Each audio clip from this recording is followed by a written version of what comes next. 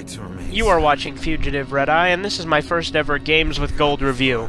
A friend of mine, who goes by the YouTube name Gaming Retextured, used to do these all the time. However, he doesn't upload anymore, and I thought, why the hell not, I'll do one. I don't plan on making this a regular series on my channel. I really will only do this if the Game with Gold looks interesting, and this one did. So I'm gonna here do a little bit of a review about the new free Game with Gold to see if anyone wants to give you guys an idea if you want to get it. The game right now, as you can tell, is Murdered Soul Suspect. It's a game where you play as the ghost of this detective who's hunting down his killer. It's kind of a story-based, almost like a point-and-click game. It's very reminiscent of games like Telltale Games or Heavy Rain, with a major difference being you don't really have much say on what happens in the story. It's all very linear, but that's still fun. Now, there are still side quests and things you can find when exploring levels. Let me just get the negative stuff out of the way first, because I really do like this game, but I'm just going to get some of the nitpicks out of the way.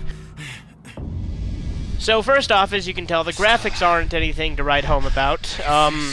This game was on Xbox 360 as well, so I'm willing to bet it looked pretty much the same on the 360.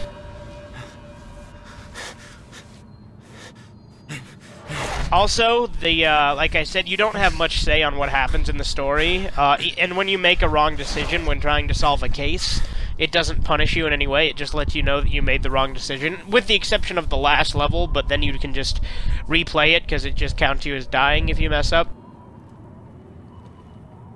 So, overall, the game's pretty good. The voice acting also isn't anything spectacular, but overall, it's a really fun game. It's a very, like I said, a very story-driven game, reminiscent of Telltale Games or Heavy Rain, things like that. I'd say if you wanted to compare it to anything, it's most similar to maybe Jurassic Park the game, at least in the way it plays. However, there are a lot of things that set it apart from that.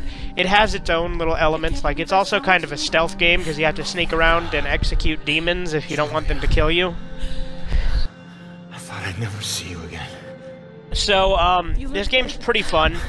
You can run through walls, you can possess people, you can teleport. You learn some of these moves later on in the game. Another kind of negative thing is the game is incredibly short. I beat it in like 8 hours within like the first couple days I had it. I played it for about 8 hours at the most and beat it. I'd say if I did all the side quests and got every collectible, I could have probably spent maybe 10. I think it really just depends. I mean, again, I don't think it would have been that hard if I would have just kept looking, but I wanted to keep playing the game. Another nitpick I do have is you're unable to go back and replay levels. I mean, you can go back to previous locations until you get to the last level. Move on. Once you get to the last level, you can't go back, and that kind of pisses me off for a couple of reasons. Number one, you can't go back, so you can't go back and get all the collectibles and side quests. Plus, there's no free roam mode after you beat the game. Once you beat it, it's over. And if you try to reload, it'll reload you on the last level. So, if you wanted to play, you have to create a new game.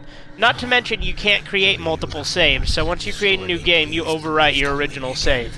It is a bit irritating, but again, the game's so short, I don't think it makes that much of a difference. It's overall a really fun game, and it's free with gold, so why the hell not get it? I really enjoy it, and if you guys like story-based games, then it's a very good one to play.